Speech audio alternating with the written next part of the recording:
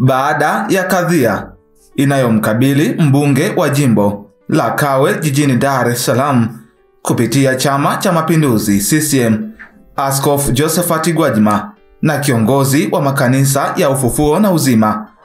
Kadhia hiyo iliyoanzia kwenye baadhi ya maneno aliyoyatumia kwenye press conference yake ya tarehe 24 mwezi Mei mwaka 2025 akizungumza na wanahabari kufuatia matukio ya utekaji nchini Tanzania, huku akitaja majina ya viongozi wakuu wa nchi pamoja na familia zao, wakuu wa vyombo vya ulinzi na usalama, kuhusu nafasi teuzi na utenguzi wa viongozi hao.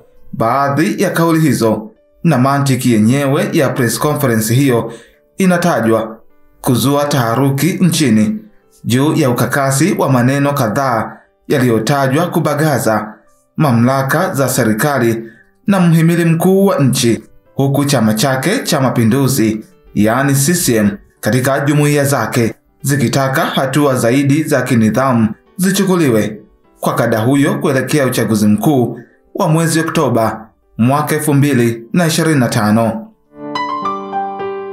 Wakati makundi na baadhi ya wanasiasa wakionekana kuunga mkono maoni ya Askofu Gwajima, hasa wale wenye mlengo tofauti na serikali ya Jamhuri ya Muungano wa Tanzania, hali imekuwa tofauti sana kwa viongozi waandamizi serikalini, baadhi ya wabunge pamoja na wahamasishaji yani influencers ambao wamekuwa bayana wakijitanabaisha na kujipambanua kuunga mkono serikali ya chama tawala, wakishangaa ujasiri huo wa Askofu Gwajima kusimama kidete na kutoa maoni ya namna ya kukabili na kudhibiti matukio ya watu kutekwa na kupotezwa.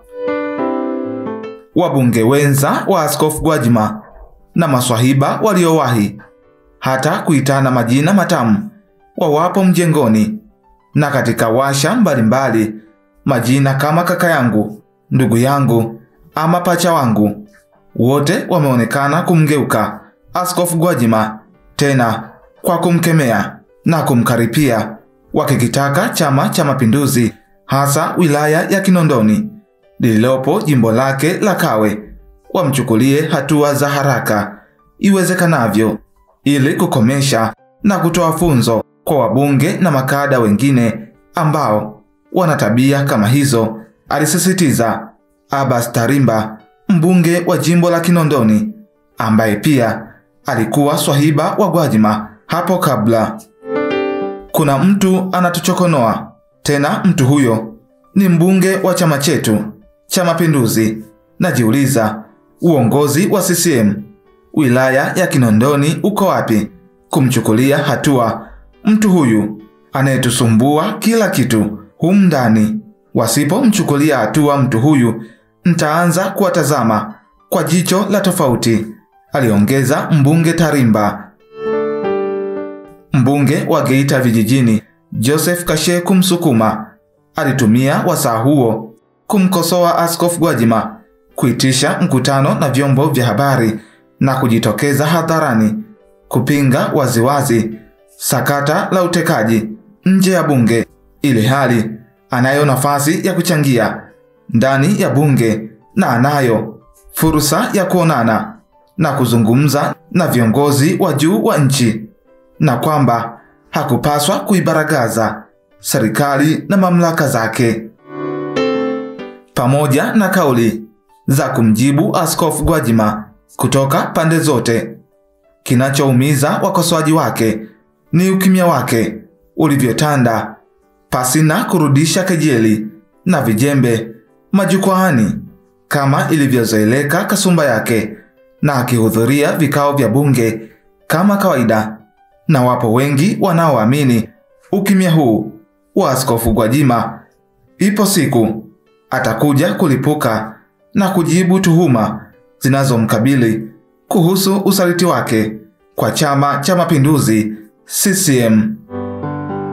Maoni hayo ya kujitoa mhanga kwa mbunge wa CCM jimbo la Kawe Askofu Josephat Gwajima akidai kuwepo gagaziko juu ya kwa nini mamlaka na vyombo vya ulinzi na usalama vimekwama kuwabaini wasiojulikana, huku akiamini kuwa upo uoga kwa baadhi ya viongozi wa baadhi ya vyombo vya ulinzi na usalama kuhofia kupoteza viti na nafasi zao ambazo mamlaka yake ya uteuzi ni Mheshimiwa Rais wa Jamhuri ya Muungano wa Tanzania.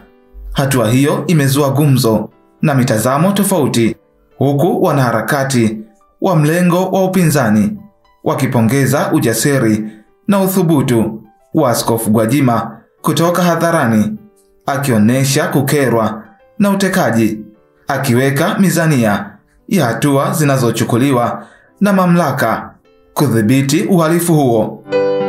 Kwa upande mwingine, wapo wanaomshukia mbunge Gwajima wakimtaja kuwa sio mzalendo wa taifa lake kwa kuibua sintofahamu na taharuki, na kutaja tabia hiyo ni uchochezi wa makusudi na kuwachonganisha wananchi dhidi ya serikali yao wanayoipenda na kuiamini ya awamu ya 6.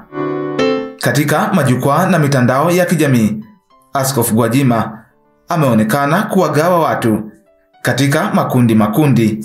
Wapo wanaomkosoa na kumzodoa kuwa hata nafasi ya ubunge anayoitumikia hakuipata kutokana na ushindi wa kura za maoni ndani ya Chama cha Mapinduzi, bali ilikuwa ni imani aliyopewa na aliyekuwa rais na mwenyekiti wa chama hicho hayati Dr. John Pombe Magufuli, aliyemnadi akisema, "Nileteeni Gwajima." Ndiyo maana narudia wito wangu kwa wanakawe. Nileteeni Gwajima. Nileteeni Gwajima. Nileteeni Gwajima. Nileteeni Gwajima. Huku Dr. Magufuli akimkataza mpwa wake aitwaye Furaha aliyekuwa ameshinda na kumshawishi amwachie Gwajima ili awe mgombea wa Chama cha Mapinduzi. Hiyo ndiyo ikawa turufu ya Askofu Josephat Gwajima kuwa mgombea wa CCM kupitia jimbo la Kawe, ambapo baadaye alishinda kiti hicho cha ubunge. Hata hivyo, Gwajima mwenyewe, kufuatia mashambulizi anayoendelea kuyapata ndani na nje ya bunge, ameonekana kuwa mtulivu pasipo kujibu chochote, ingawa inawafikirisha wengi wakihusianisha na msemo usemao, ukiona kobe ameinama ujue anatunga sheria. Kwa mjibu wa vyanzo mbalimbali kutoka kwa wachambuzi wa siasa za Tanzania, wanaarifu kuwa mkutano na wanahabari wa mbunge Askofu Gwajima unaweka njia panda uwezekano wa yeye kugombea tena na kutetea tena kiti cha ubunge katika jimbo la Kawe, kwani uwezekano ni mdogo iwapo chama chake cha sasa cha CCM kitakuwa na ridhaa tena ya kumpa dhamana hiyo. Wengine wakaenda mbali zaidi na kusema Askofu Gwajima amepima maji na kufanya tathmini ya kina na kubaini kwamba mamlaka za juu ndani ya serikali na chama chake hazina mpango naye, hivyo kuamua kumwaga mboga kabla ya mchakato wa kumwengua na kumnyang'anya kadi ya wanachama wa CCM haijatekelezwa. Tutaendelea kukuletea taarifa zaidi hapa BMTV Tanzania. Mimi ni Castle Elias.